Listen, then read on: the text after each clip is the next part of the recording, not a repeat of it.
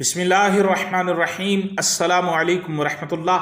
تمام معزز سامعین و ناظرین کو انفارمیشن پوائنٹ کے پلیٹ فارم پر خوش آمدید۔ سامعین و ناظرین، ہماری آج کی ویڈیو کے اندر ہم جانیں گے رجب المرجب کے مہینے کی وہ رات جس میں کی گئی دعا رد نہیں ہوتی، رجب کے مہینے کی قبولیت والی رات۔ آئیے رسول اللہ صلی اللہ علیہ وسلم کا فرمان سنتے ہیں۔ سامعین و ناظرین، تاریخ دمشق میں امام ابن عساکر رحمۃ اللہ تعالی علیہ نے روایت نقل کی ہے۔ حضرت سیدنا ابو امامہ رضی اللہ عنہ فرماتے ہیں کہ رسول اللہ صلی اللہ علیہ وسلم نے فرمایا، 5 راتیں ایسی ہیں جس میں دعا رد نہیں کی جاتی۔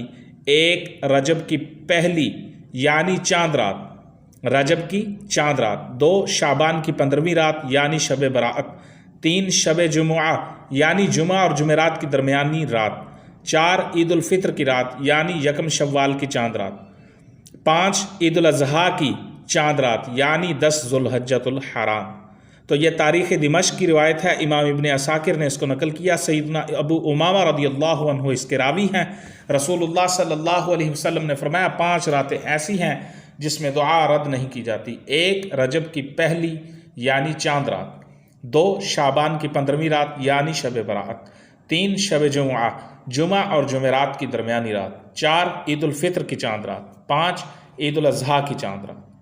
تو پتہ چلا رجب کی پہلی جو رات ہے، جو چاند رات ہے، اس کی یہ فضیلت ہے کہ اس میں دعا رد نہیں کی جاتی، دعا قبول ہی ہوتی ہے۔ تو رجب کی قبولیت والی رات رجب کی پہلی رات ہے، یعنی چاند رات۔